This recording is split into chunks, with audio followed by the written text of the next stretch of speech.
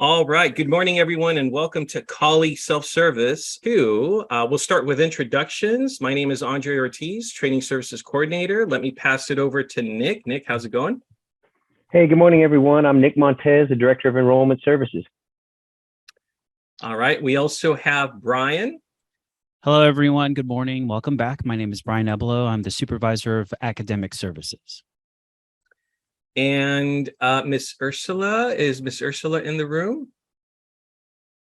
I believe not yet. Okay, so we also have Miss Ursula Morris-Williams, Interim Supervisor for Admissions and Records. It looks like she'll be joining us in a few minutes.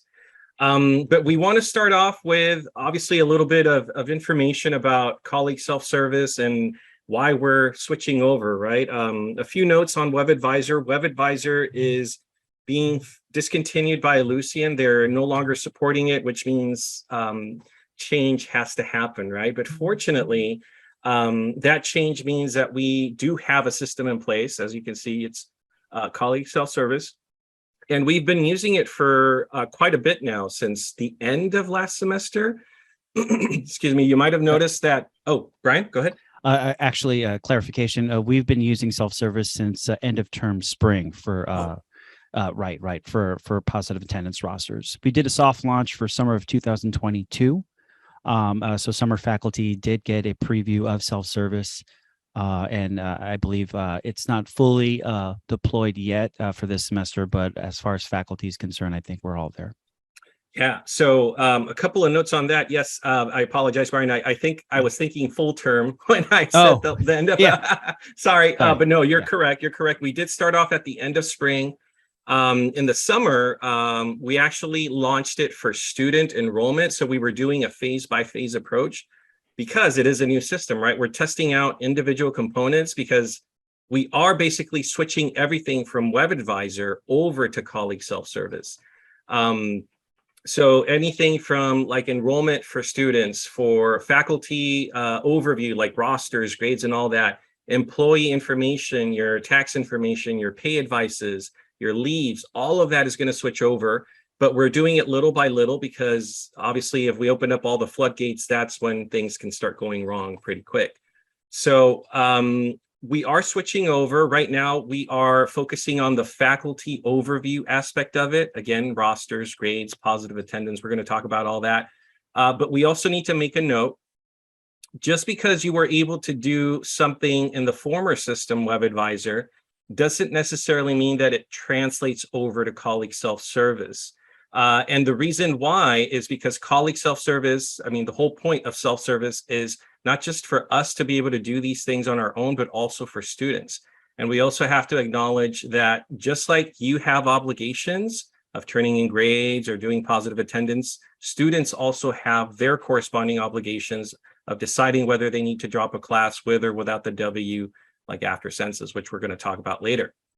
So just because you were able to do certain things in WedAdvisor doesn't necessarily mean that we can or we should do things in colleague self-service.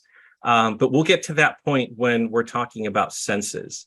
So today we're going to have a couple of presenters talk throughout the interface. I'm going to start off with just the general interface. And as you can see, I'm already sharing my prompt to log in to self-service. So let me go ahead and log in. And it's right now in the flux of how we get to self-service, but you might have noticed it took me straight in there. At one point, the MySWC Campus Apps menu bar will have a colleague self-service button. So the WedAdvisor Classic and the WedAdvisor on MySWC icons that you're used to seeing, those are going to go away, but they will be replaced by, and I should probably mention what those icons look like, right? Let me go into my staff home. So Campus App, as you can see here, it has WedAdvisor Classic, WedAdvisor on MySWC. It is going to get phased out, which means these will stop showing up, but we will have something similar to the colleague web UI, but it'll just be labeled colleague self-service. And before you switch screens, Andre, to go actually into self-service from this particular page, you would drill down to either Classic or MySWC, correct? Correct. And if you don't even want to use these icons, you can also scroll down to where it says WedAdvisor and MySWC, expand the WedAdvisor faculty, open up faculty information, and then just go to, I don't have it here because this is a live system. I don't have a teaching assignment in the live system. But if you're faculty, and you all are obviously, you will see that faculty overview link that you can click on, and it should take you over to something like this, right? This is a test environment, so I apologize if you see a lot of screen switching. And this is our new interface. As you can see, it's all concentrated in one single screen. If you remember WedAdvisor on my SWC, every time that you opened up another feature, it would open up a tab, right? That little window to the side on the right side of the screen. We're doing away with this tabbed interface and obviously switching to something more fluid and single view, right? Instead of having to remember to switch around. Two places that you definitely want to take a look as soon as you sign in are the user toolbar at the top with this maroon or burgundy coloring, right? Why do you want to take a look at that? Well, you want to make sure that you are logged in as yourself, because if you're not, if maybe you share a computer or something like that, and someone else logged in to self-service, you might not see your courses, and then stuff can happen, and you're wondering why you can't see your courses. It's because someone else is logged in. So the first thing is definitely to make sure that you're logged in as yourself. The next place that you want to take a look at is towards the left side of the screen, this little charcoal toolbar. I call it the main navigation menu, which if you click on it, you're going to notice that it expands, and it actually shows you the name of these different screens, right? You have the home button, which basically just takes you to the screen that you're looking at right now. We also have financial information, and as you can see, it's related to student finance and financial aid. Employment gives you everything related to your employee overview, such as tax information, earnings, and all of that. Little by little, we're going to start seeing other features pop in here. Under academics, this is where students can go in and take a look at their planning, registration, searching grades and transcripts and official transcripts. Now, for faculty to be able to do your rosters, positive attendance, census, etc., you're going to be concentrating on the daily work. Okay, when I expand daily work, you're going to see that it does provide a faculty drop-down menu, right? And if I expand that, that's where you see the faculty overview link. Now, notice how daily work has a subcategory, which in this case is faculty. Brian, correct me, or Jason, correct me if I'm wrong. Depending on your role, right, whether you're faculty, classified, administrator, that daily work menu may provide additional options at a later time, maybe. Am I mistaken? In load or faculty with classes is the only option that I'm familiar with, that I'm aware of. Okay. Yeah. All right.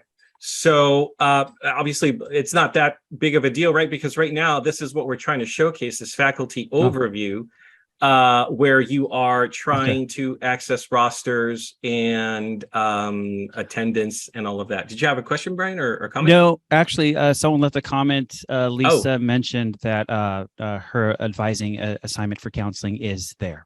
Oh, look at that. Yeah. So depending on your role, you will. Thank you. Yeah. Thank you for that. Thank you for checking the chat, Brian. So yeah, this is going to be one of those dynamic menus that will change depending on your role at the district. Okay, so let me go ahead and switch over to faculty overview. As soon as I do that, you're going to notice that it does show me my courses per semester, right? Obviously, the most recent semester, which is fall 2022, will be at the top, but any historical courses will be displayed below. And this is, again, this is basically just your overview of courses that you're teaching. So if you're teaching either online, face-to-face, what's the designation for, is it remote, Brian, for the Zoom? Synchronous live. Synchronous live. Right. So you probably won't see a lot of that denotation here, but when students register on their side of searching and registering for classes, all of those markings are available for students to find out. As you can see here, both these courses have TBD for location and times, right? Because most likely these were online. And I can tell they're online because of the -501 and -503 section. So when you're teaching face-to-face or synchronous live, then dates and times should be there. Okay, another cool thing about this little heads up display for your courses is that you also have a count of how many available seats, what your capacity, what your wait list is, but also census dates. Notice how right away it's telling me, oh, you need to certify on September 6, 2022 for census certification. It opens up on September 6th. So it's giving you a lot of that information preloaded up front so that you have the reminder. If you want to put a calendar reminder to that on Outlook, you can definitely do it as well. So from there, it's really just, okay, well, now that I see my courses and I identify the course, I only have one for fall 2022. How do I go about doing all of these different features, right? Roster, attendance, and all of that. So I went ahead and clicked on the course. And again, we get some additional information, most of the stuff that we already saw in that little overview at the beginning. The other thing I wanted to showcase is that when you're trying to get back to your list of courses, or maybe trying to get back to the interface, you do have your main navigation menu on the left, but notice how you also have, I call these breadcrumbs because they can help you find your way back home. There is a way for you to go back to your course listings by clicking back to courses. There is also a way for you to get back to the faculty overview, which we see here. But if I go back to daily work, again, depending on how many roles you might have, you can switch just by using these little breadcrumb trails up on top or right under, right underneath, I should have said, the section details header for whichever course you may be in. All right. Any questions so far?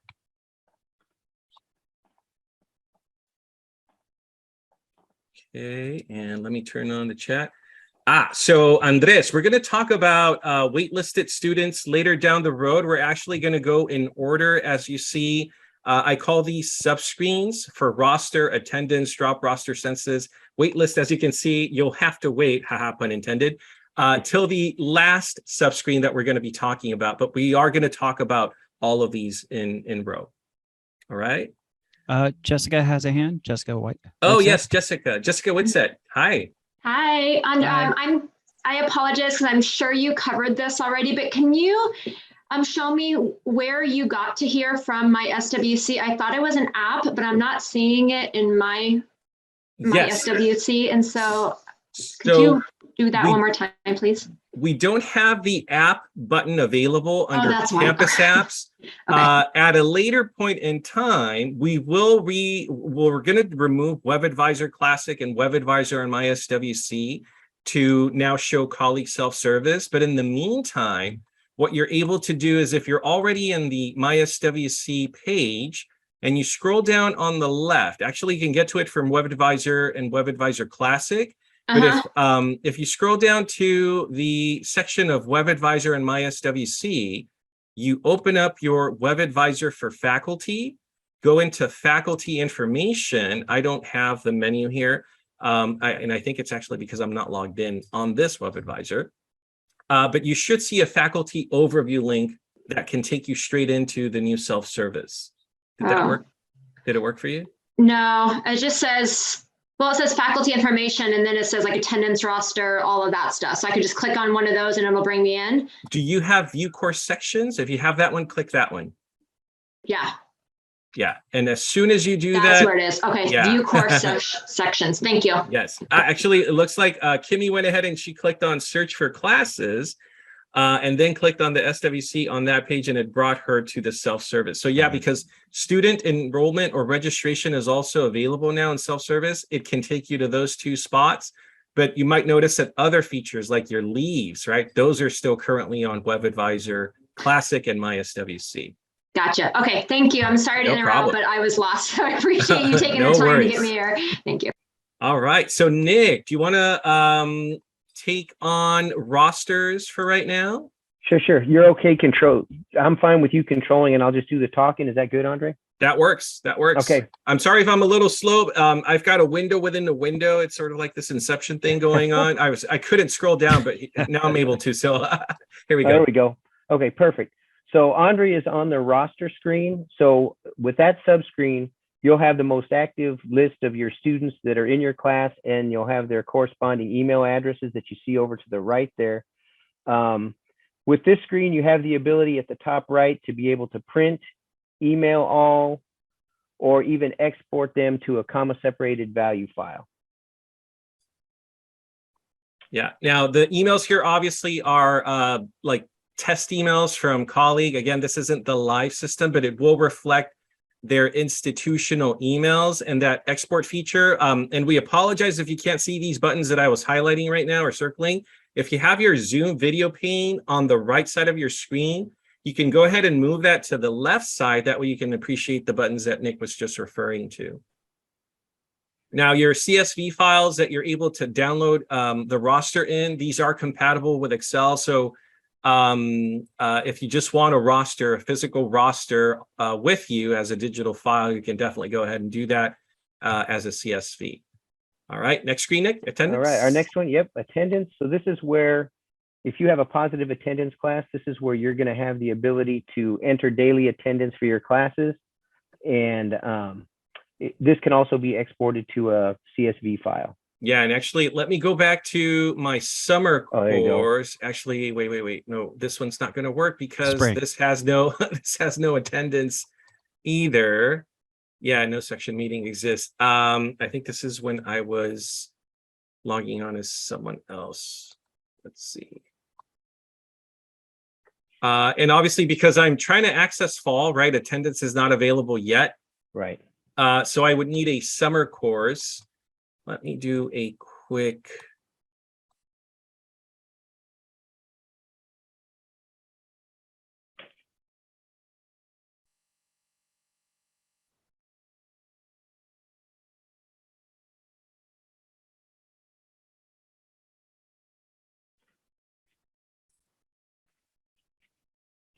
All right.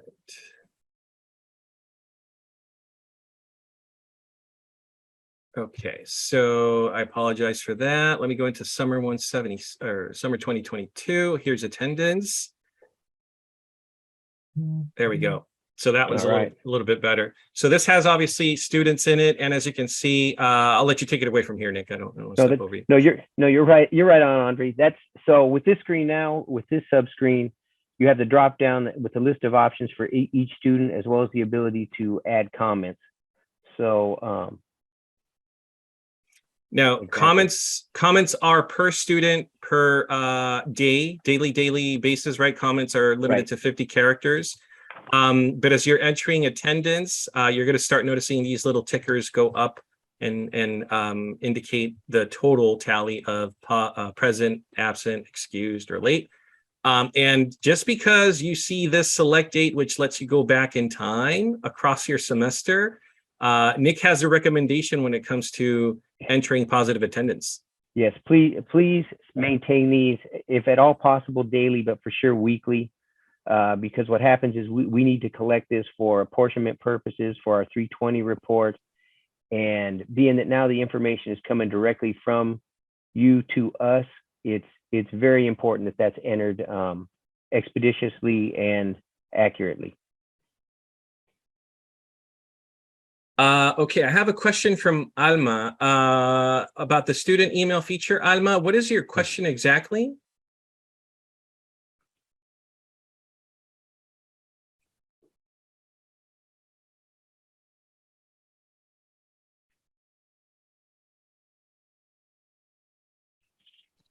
Andre, if I may, I think I have an answer for that.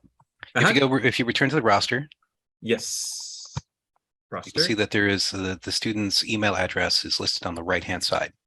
This is simply a hyperlink. When you click on it, it will open up the email client that is associated with this browser or with the operating system, depending on the circumstances. So what will happen is you click on this, it'll open up the email client, and then you'll be able to send the communication to the students. Several schools have requested that Ellucian add some more features to this so that you can email the students in bulk. You can see there's an email all option up above. We're hoping to see some more enhancements from them as they go. Thank you. Yeah, thank you, Jason, which actually brings up a very good point. Another reason why we're switching over to self-service is because Ellucian is also capable of porting or passing over new features as they become available, and that means that we're also able to benefit, just like Jason mentioned right now. So it makes sense, right? It's obviously helping us stay up to date.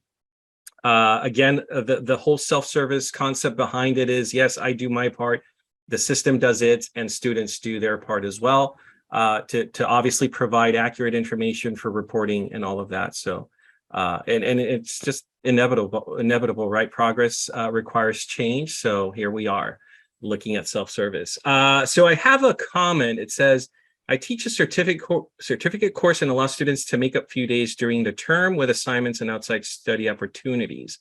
Will I be able to change attendance after initial entries if they make up these absences? Brian, Nick, or Jason, any insight on that? I would assume that you could, right? Because you can go back in time.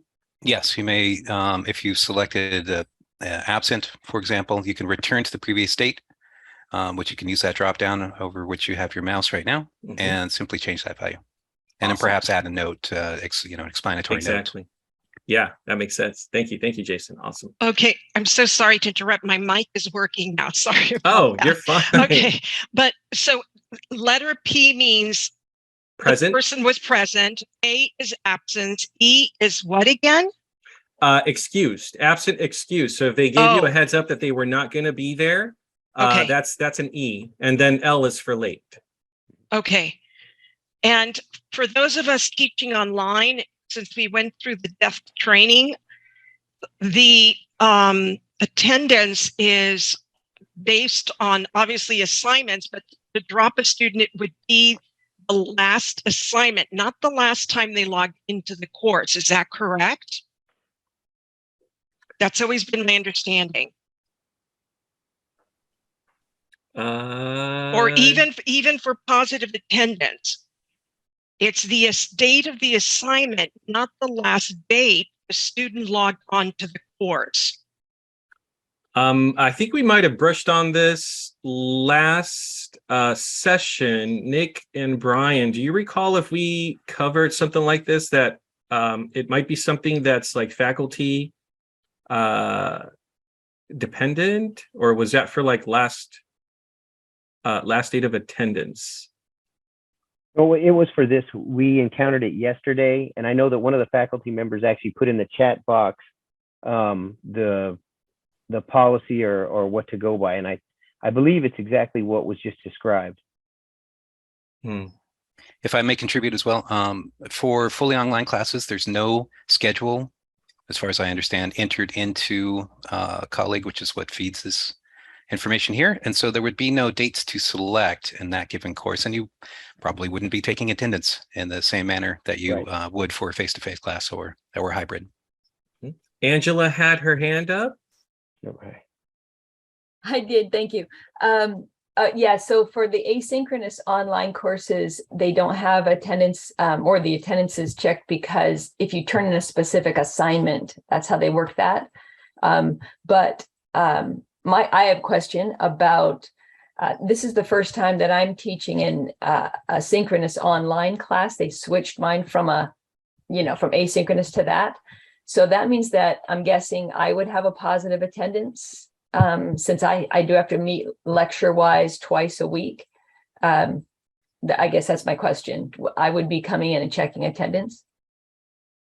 You would have a positive attendance roster for anything that's irregularly scheduled. That automatically is set at term for positive attendance. Right. It may be of value to distinguish. There's regular attendance, which is what we're looking at here. Positive attendance is for sections that have irregularly scheduled meetings, labs for nursing students who attend hospitals, things like that. What happens there is hours are entered, the number of hours that a student engages in that particular meeting.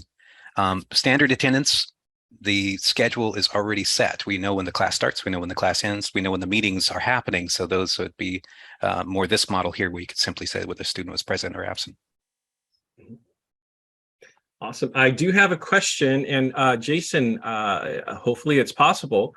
Is there a way to streamline attendance? For example, if one student was absent, can we mark all students as present and then just adjust the one student who was absent?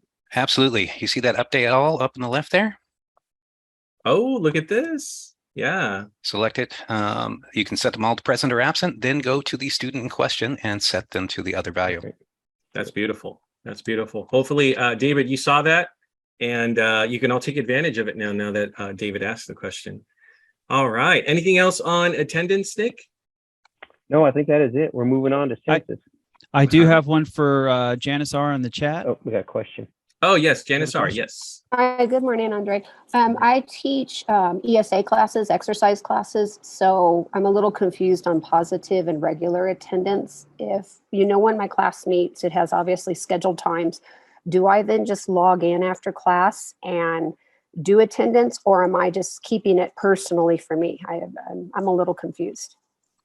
So I believe attendance, the screen that you're seeing right now, is for your individual sessions throughout the semester. Positive attendance, as Jason just mentioned, is for when classes meet at irregular times. So not a fixed schedule, like if they have to do an internship, nursing students have to do an internship or hours at a clinic or site. That's what's called positive attendance.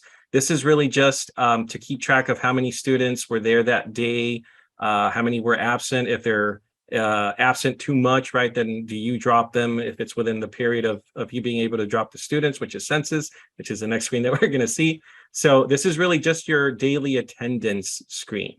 Okay, because I just keep it on a roster, obviously in a cycle room. I'm not wheeling out a computer and doing that. I mean, we're working out. So I just keep it for personal. And then if I need to drop a student for, missing too much attendance, I don't need to use this is my question then.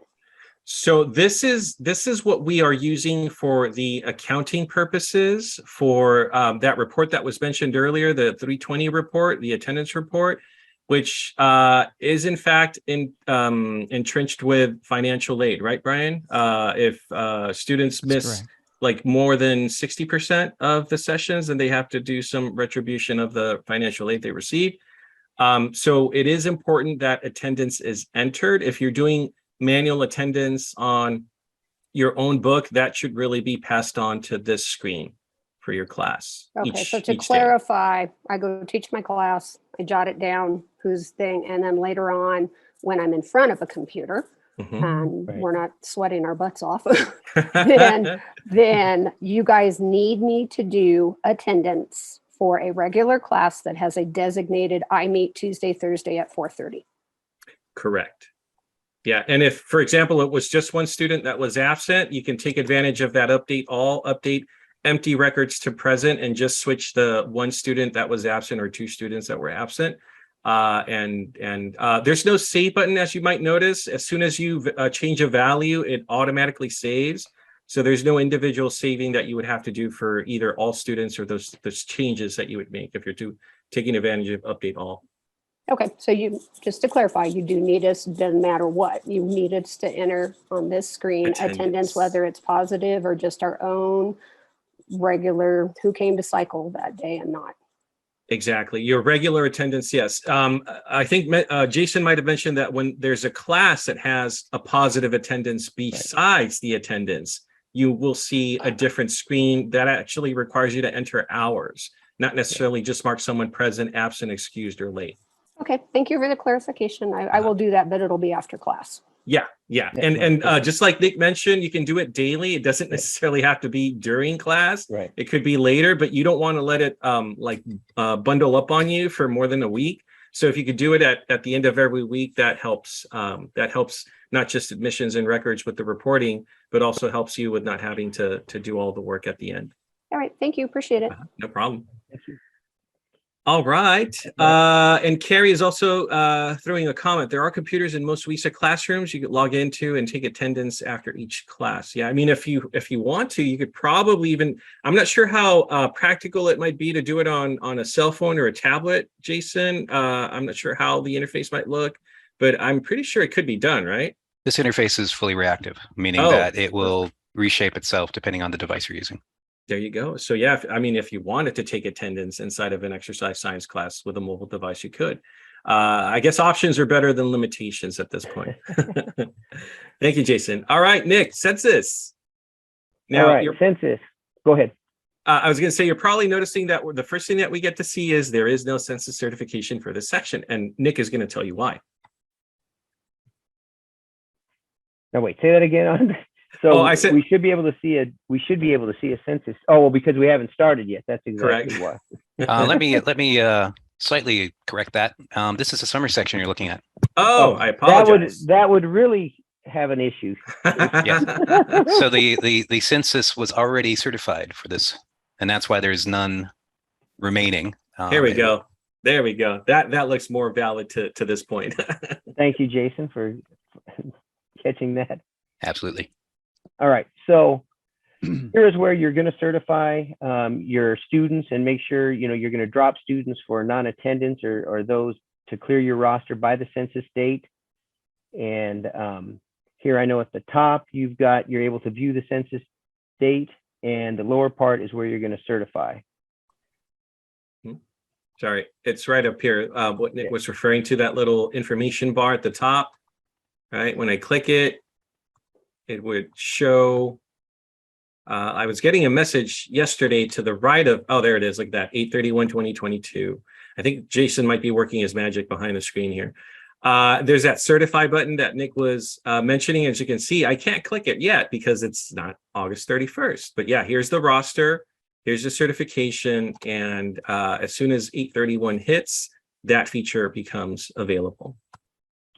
And just the dates on this, so as you can see, this is a first 8-week class, and so your census date is going to be a little bit shorter than, so regular semester classes, the date is September 6th. You see on this one, since it's an 8-week class, it's a little bit shorter, and so it's actually due on August 31st. Mm-hmm. All right, perfect. Any questions about census? Oh, the drop roster. Did I skip that? I apologize. The course that we were on did not have a drop roster. Let me switch over to that one. All right, here we go.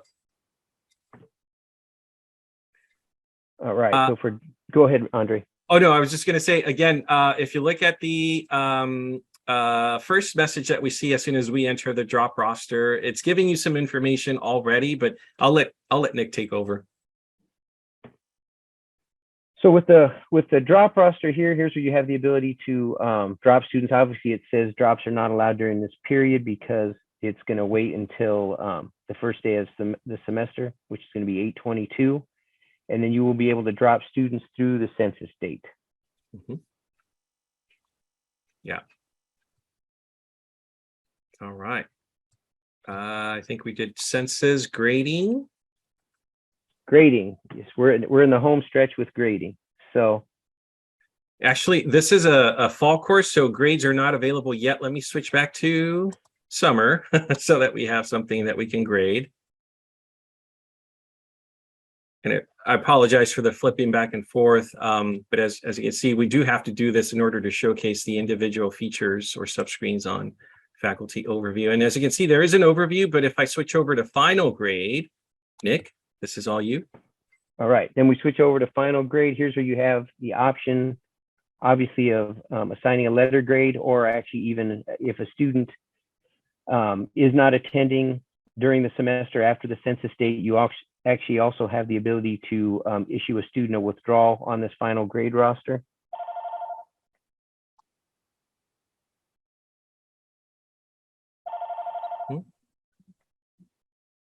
And again, there's no save button as soon as you enter a value, although before you submit final grades, I think that what's the button, Jason, that you have to click on in order for these grades to be official? It's really the interface you're dealing with. So you will either, after you've entered the value, you will either click another area of the page, or you will use the tab button to move on to the next field. Either one of those actions will cause the web browser to then go and send the grade off to be saved. Okay, I do have a couple of questions. Sorry, I apologize. Will we be able to see students who have dropped themselves? Yeah, that should be in the roster page, the status of the student, but I'm looking on that question to confirm it now. Okay, perfect. And then David says, I'm not seeing my classes in self-service. When will self-service go live for us? It should be live as we speak, right? That is correct. So I'm looking for David Solomon's setup here. I want to make sure that he's got the proper permissions to view the sections. Okay, and then Kimmy, it says, by that I mean, will we be notified in some way, or will there be a list of students who have dropped that we can reference? So I think just on your roster, Kimmy, you should be able to check their, their status, if I'm not mistaken.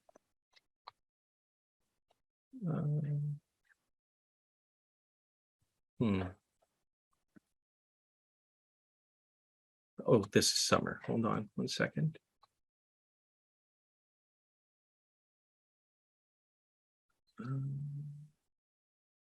Let's see. And then there's another question by Carrie. Did you say that we can withdraw students while we grade at the end of the term? Yes. So I put that in the chat box as well. So now that will be an option for those. Yeah. Okay. Oh, this is fall. Sorry. A lot of flipping back and forth. Okay. All right. So while we get some clarification from Jason on these questions, let me talk about the book screen. So the book screen, as you can see, there is a big blue button that says add book, which obviously gives you the option of adding a book to your courses and sections. But we're not taking advantage of this feature just yet because we actually have another system called Prism that is part of the bookstore, and all of your book requisitions should really be heading that way, right? You basically submit your book information to the bookstore. The bookstore then compiles all of that information, and this Prism requisition software does have a way for it to port over to Colleague. Yesterday, we noticed that some classes were not listing the books, even though the books were already confirmed at the bookstore. Jason, do you know why that might have been the case? No. What happens, the way this works is Colleague sends out, it constructs a link based on the specifications from iPrism. And so it sends a request over to them, and if there is no page with that URL defined, then nothing comes back. So that's a question for the bookstore as to why that particular link isn't set up yet. Okay, good to know. Good to know. Some courses might show the book already. Let's see, which one was I on right now?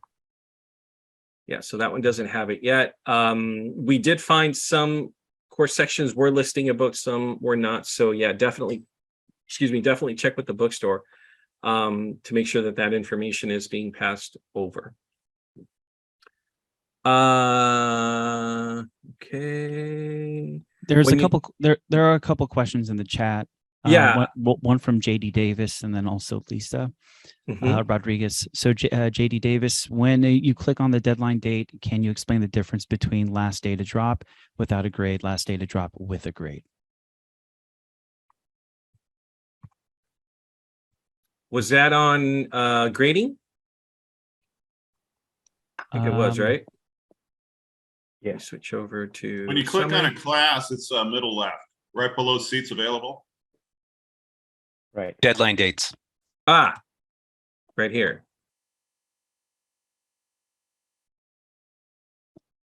Oh.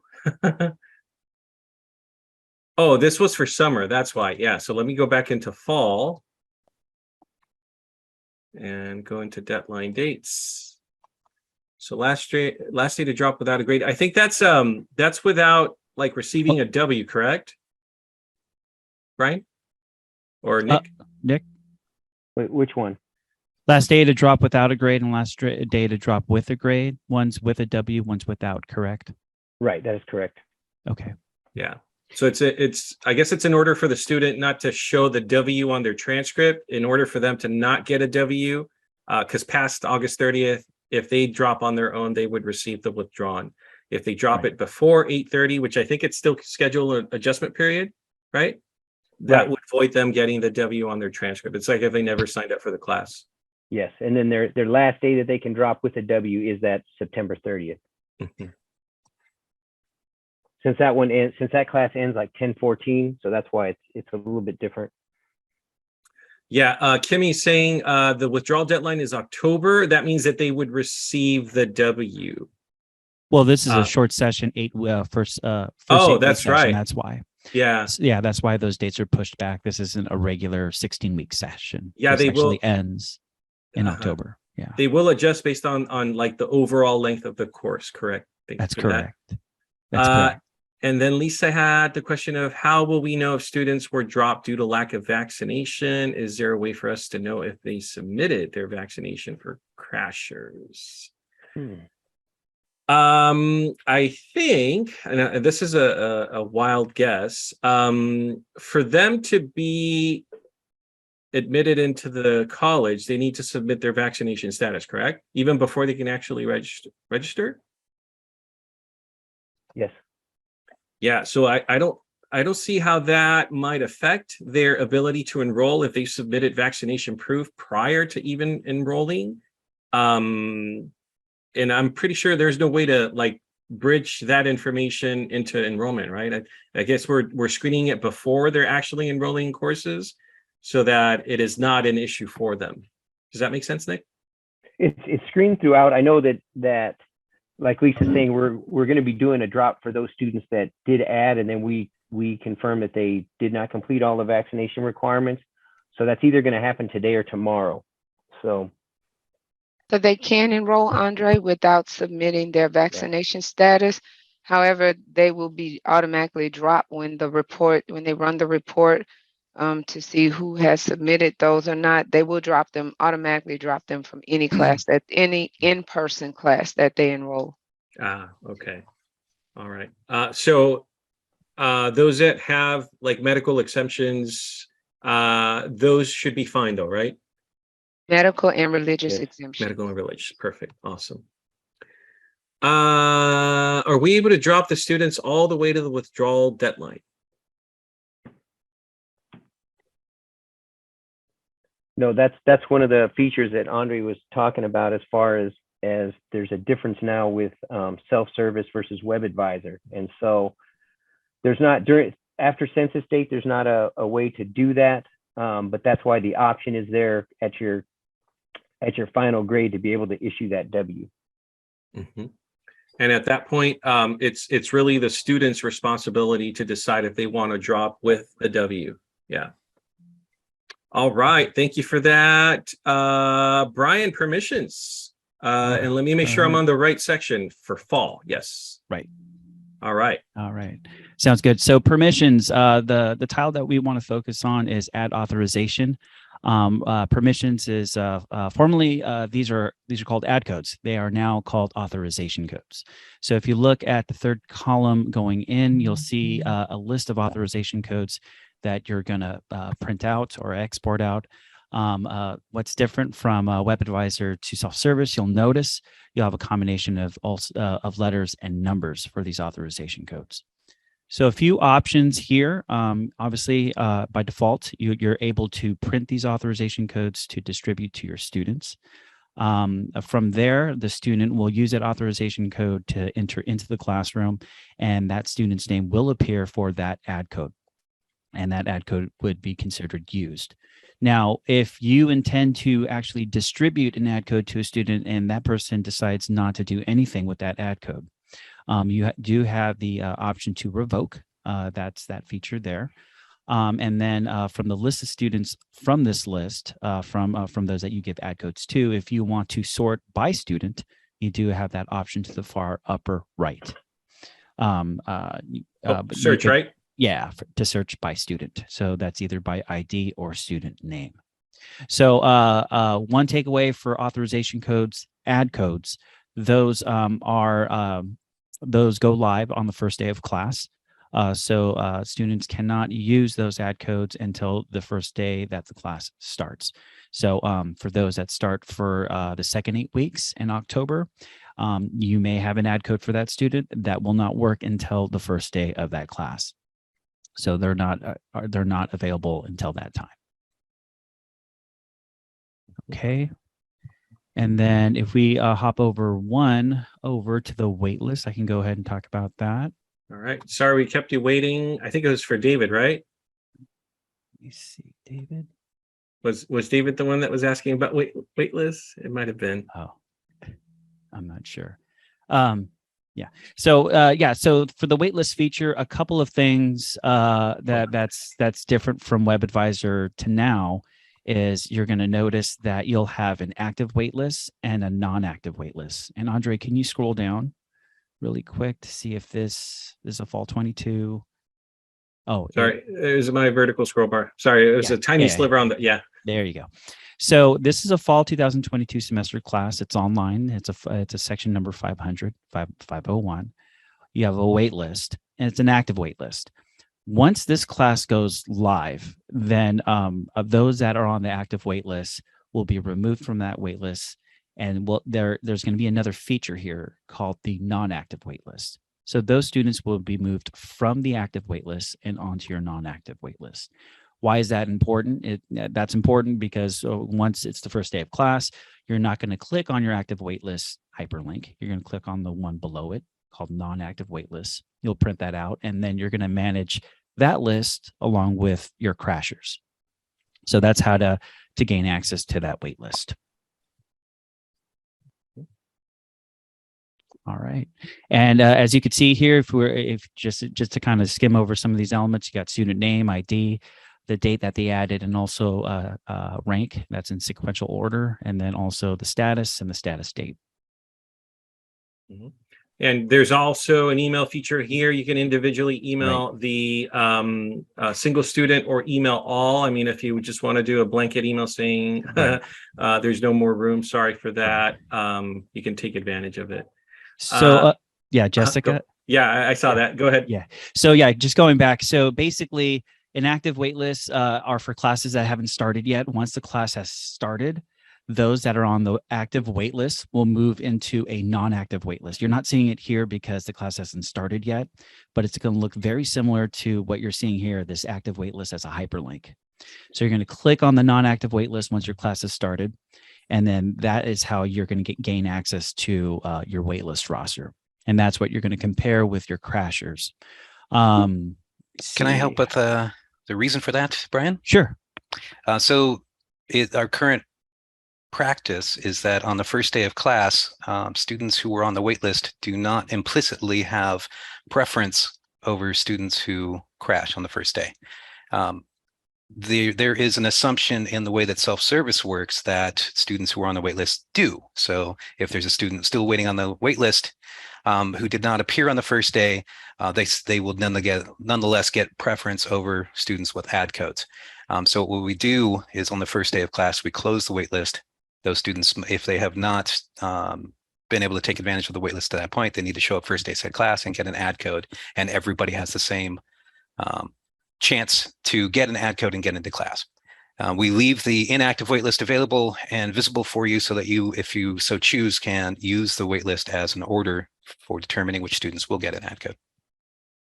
Thank you, Jason. And also, we have a couple questions. One, how do we send the add codes to students? Going back to authorization codes. So is this the only feature that we do have, Jason, is to print codes and distribute out those codes individually to each of the students? Do we have a preferred email? There's a request for Ellucian to add an option to email to students. Okay. What we have here is we have an ability, you can print authorization codes that makes a printer-friendly version of the codes, which you could then snip out and hand out to students. Alternatively, you can enter the student's ID over here on the right-hand side and provide the authorization directly. That means the student doesn't need a code at that point. They simply go to self-service when they're in front of a computer or on their phone, and they will already be authorized to register for the class at that point. Thank you. Those are the two options available at this time. And then also on the non-active waitlist, if you can click there, for the non-active, and I know that we can't see that obviously because this term hasn't started, but do we have a preferred email as an option for non-active waitlist? Yes. We do. Okay. So that question is Carrie Rossberry. All right.